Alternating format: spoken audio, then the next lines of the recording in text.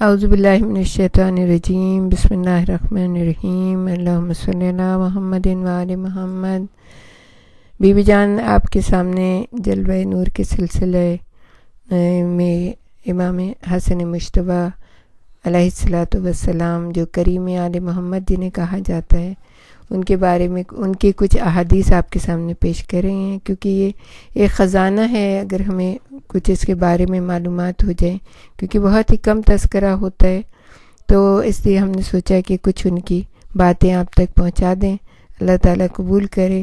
اس کو کہ امام نے ارشاد فرمایا کہ کھانا کھانے سے پہلے ہاتھ دھونا فقر کو، اور کھانا کھانے کے بعد ہاتھ دھونا غم و اندوہ کو دور کرتا ہے۔ اب دیکھیے کتنی محتاط اور کتنی اچھی، اور آج کل کے حساب سے جب کہ کرونا وائرس پھیلا ہوا ہے اور ہر چیز کو یہ کہتے ہیں کہ نہیں یہ بھی نہیں ہے، یہ بھی نہیں ہے، یہ بھی صحیح نہیں ہے، یہ بھی صحیح نہیں، بس آخر میں ایک ہی چیز رہ جاتی ہے کہ بس آپ اپنے ہاتھ دھوئیں، ہاتھوں کو رگڑیں، ہاتھوں کو صابن اور پانی سے دھوئیں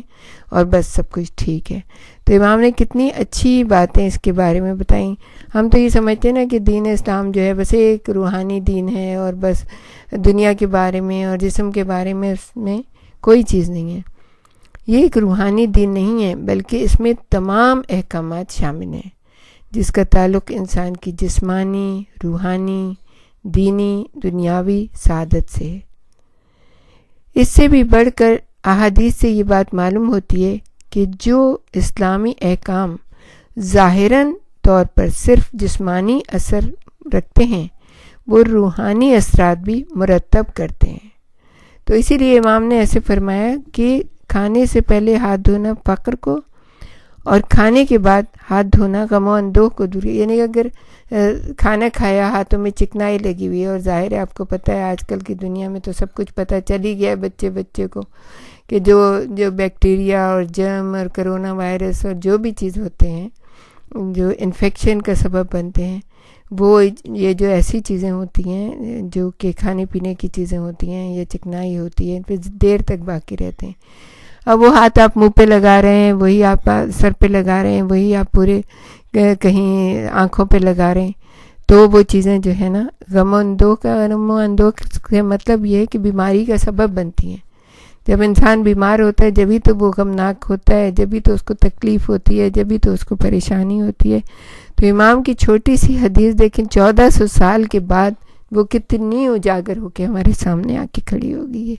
اگر ہم نہیں کریں گے تو اس کے بارے میں ہمارے اسٹوڈیو میں ڈاکٹر صاحب موجود ہیں، ڈاکٹر حسن نواب، ہم ان سے کہیں گے کہ تھوڑا سا اس حدیث کی روشنی میں ہمیں طب کے بارے میں کچھ بتائیں۔ اللہم صلی علی محمد وآل محمد۔ امام حسن کی احادیث کے بارے میں آپ تک معلومات پہنچائی جا رہی تھیں، انتہائی اہم معلومات ہیں، اور اس یہ بیسس ہے ساری ہیلتھ کی، یعنی کہ آپ کی تندرستی کے لیے یہ ایک بالکل بنیادی چیز ہے۔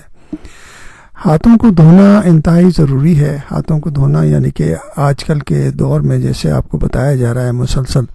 کہ ہینڈ واشنگ جو ہے نا کس طرح کی جائے، اور اس کو طریقے سے اگر جو بتایا گیا ہے کہ 20 سیکنڈ 20 سیکنڈ یعنی کہ ہینڈ واشنگ صاف پانی اور صابن سے ہاتھ دھوئے جائیں۔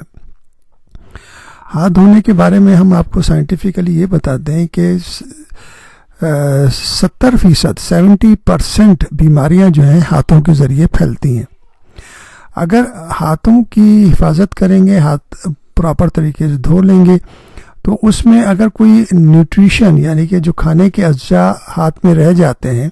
یا چکنائی رہ جاتی ہے، تو اس میں جراثیم بہت تیزی سے گرو ہوتے ہیں، کیونکہ جراثیم کو گرو ہونے میں اور افزائش میں یہ نیوٹریشن جو ہاتھوں میں لگ جاتا ہے غذا کا، وہ بہت اہم کردار ادا کرتا ہے۔ جب آپ کے ہاتھوں میں غذائیت کے اجزاء رہ جائیں گے تو وہ پھر جو ہے بیکٹیریا اور جراثیم جو ہیں وہ بہت تیزی سے گرو ہوں گے، اور پھر اگر وہ آپ ہاتھوں کو اپنے منہ کو لگائیں گے یا کسی اور جسم کے حصے کو لگائیں گے تو جراثیم وہاں منتقل ہو جائیں گے۔ اس لیے ضروری اس بات کی ہے کہ کھانے سے پہلے اور کھانے کے بعد ہاتھوں کو دھونا بہت ہی ضروری ہے۔ ہم انفیکشن کنٹرول کے حوالے سے یہ کہتے ہیں hands are healer hands are killer, یعنی کہ ہاتھ جو ہیں آپ کو صحت بھی دیتے ہیں اور ہاتھ جو ہیں آپ کو نقصان بھی پہنچا سکتے ہیں۔ تو اس تمہید کے ساتھ ہم آپ کو یہ بتانا چاہیں گے جو امام نے فرمایا ہے اس پہ عمل کیا کریں، اور ضروری اس بات کی ہے کہ اس پر عمل کرتے ہوئے اپنے آپ کو بے شمار بیماریوں سے بچائیں۔